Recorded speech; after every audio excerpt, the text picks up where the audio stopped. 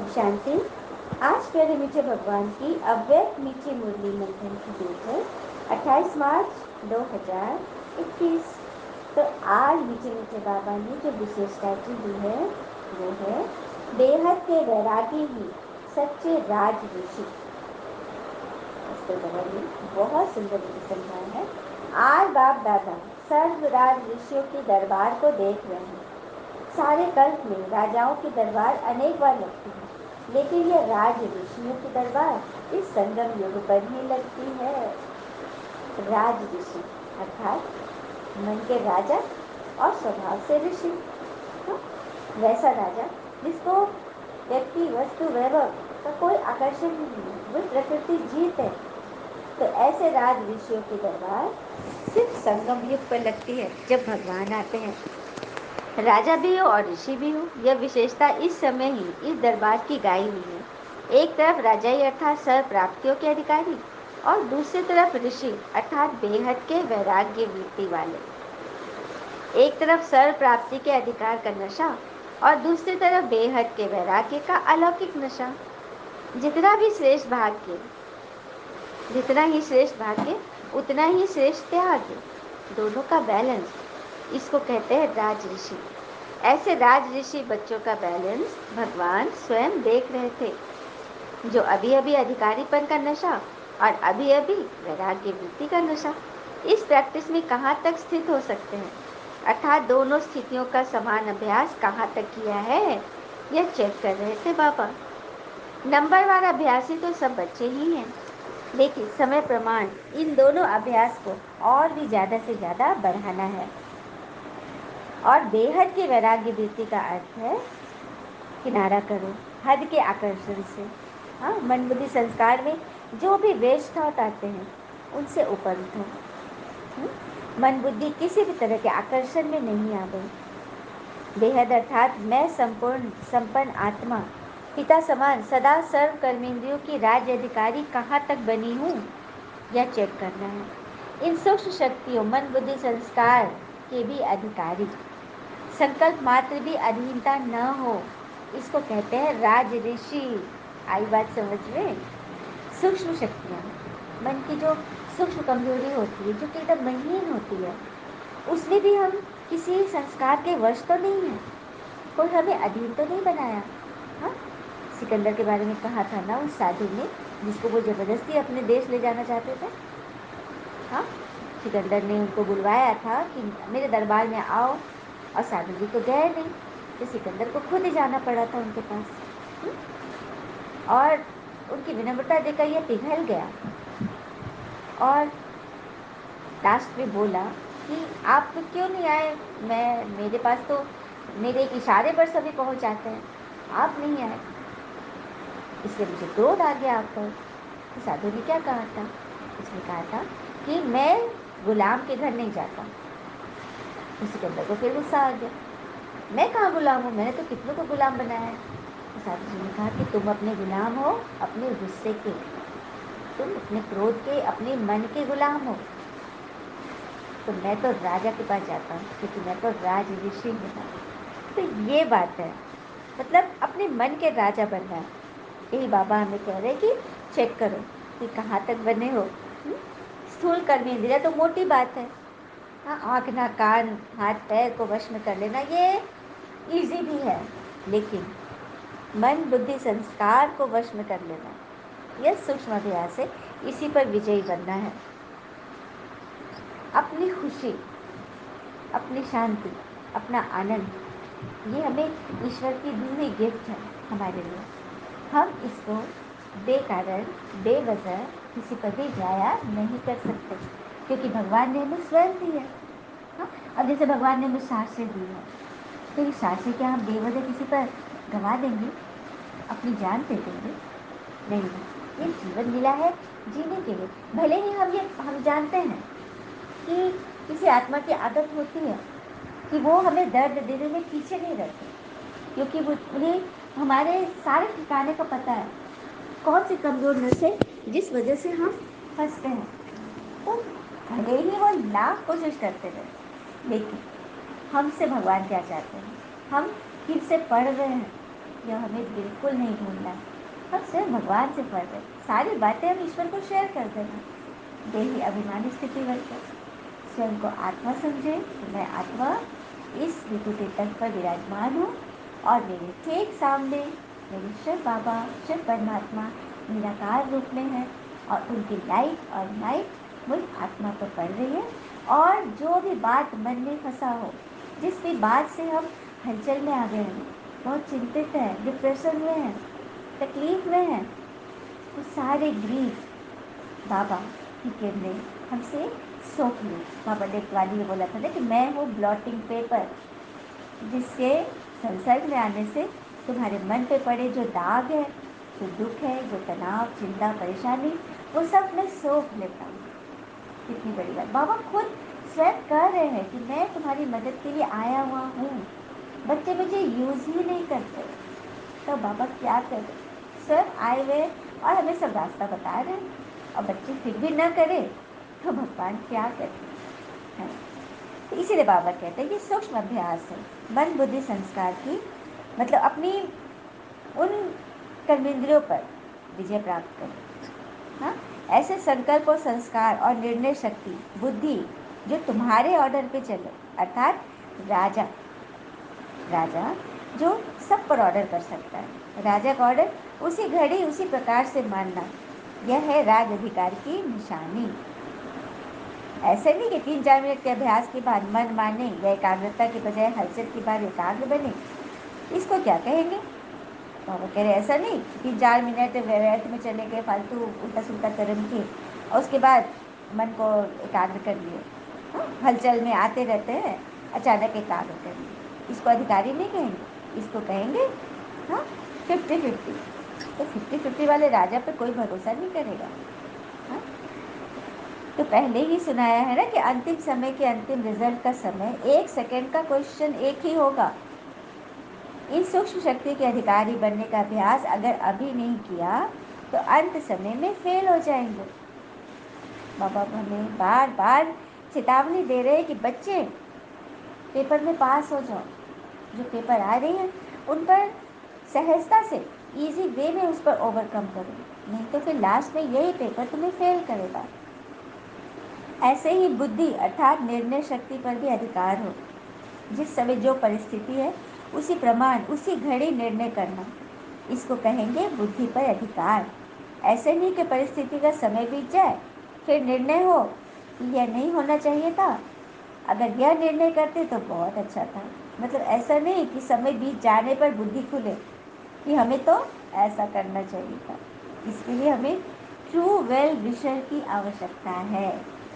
True well wisher कैसा होता है, चलिए हम सुनते हैं इस कोटेशन से। True well wisher is one who talks about your weaknesses in front of you and proudly talks about your strengths in front of others। अर्थात ट्रू वेल विशर सच्चे शुभ चिंतक वे होते हैं जो हमारे सामने हमारी कमियां गिनाते हैं, हमारे सामने बगैर डरे बेहिचक, लेकिन गर्व से वो हमारी स्ट्रेंथ, हमारी ताकत के बारे में औरों से बताते हैं। ये है ट्रू वेल विशर। और कहते भी हैं ना, आज की दुनिया में कुपोषण कुपोषण का शिकार लगभग 70% आत्माएं हैं। गरीब बच्चे तो है ही, तो यहाँ पर मन की कुपोषण की बात है। हाँ, तो मन का कुपोषण हर जगह है, कहीं आहार में कमी दिख रही है तो कहीं संस्कार में। तो हमें चेक करना है कि क्या हम तो कुपोषित नहीं है। मन से हम तो हरे भरे हैं ना, स्ट्रांग है ना, क्योंकि स्वयं हमें भगवान वैद सिखा रहे हैं। फिर बाबा ने आगे बोला, अपने को भाग्यवान समझ हर कदम में श्रेष्ठ भाग्य का अनुभव करते हो, लेकिन इस समय भाग्य विधाता भगवान तुम्हें भाग्य देने के लिए आए हैं। भाग्य विधाता भाग्य बांट रहा है, बांटने के समय जो जितना लेना चाहे उतना ले सकता है, सभी को अधिकार है, जो ले जितना ले। तो ऐसे समय पर भी हाँ, ऐसे समय पर कितना भाग्य बनाया है यह चेक किया। मतलब ऐसे समय में जब भगवान भाग्य बांट रहे हैं तब आपने कितना भाग्य जमा किया, यह बाबा पूछ रहे हैं। क्योंकि अब नहीं तो कब नहीं। अब भगवान बांटते हैं भाग्य किस समय पता है? अमृत वेले 4 बजे। अब हम बच्चों को सोचना है कि हम भाग्य लेने के लिए सुबह 4 बजे जगेंगे। भगवान आए रहते हैं, तो जो आए रहेंगे भगवान से मिलेंगे, वही तो भाग्य जमा करेंगे। भाग्य खींचने की लकीर की कलम बाबा हमको दे रहे हैं और हम ले ही नहीं। उससे हम जितना लकीर खींचना चाहे उतना खींच सकते हैं। कितना बढ़िया चांस है।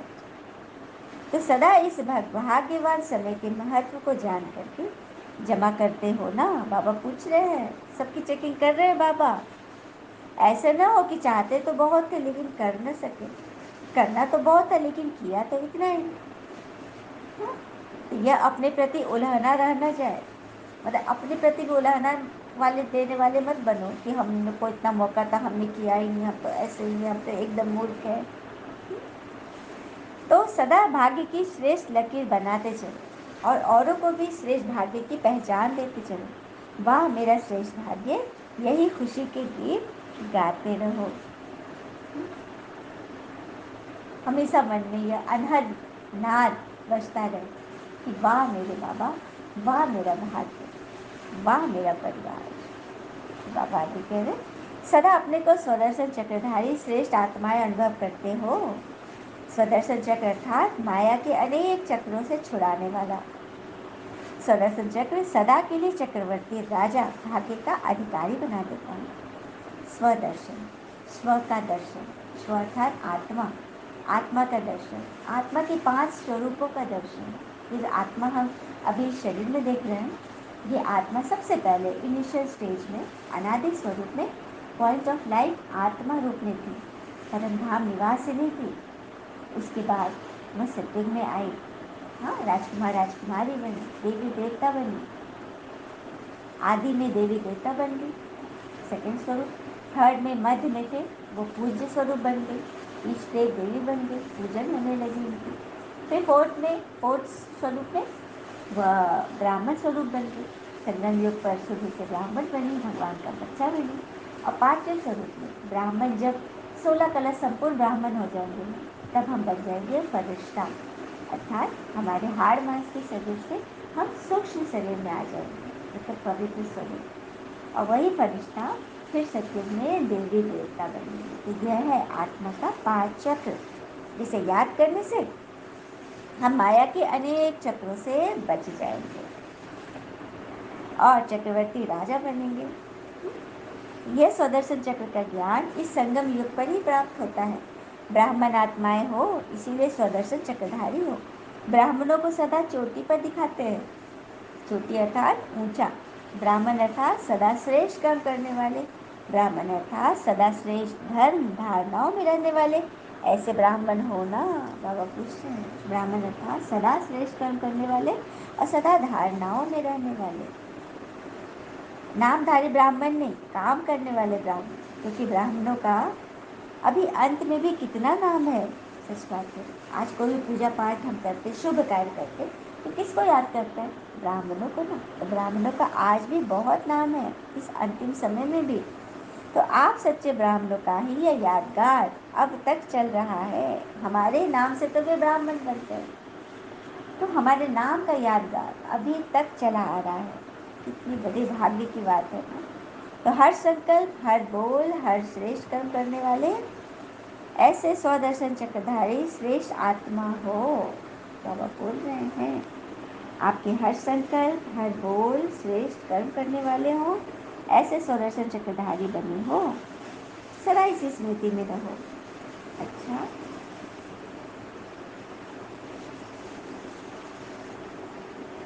चलिए, बाबा ने मेरा डाल दिया।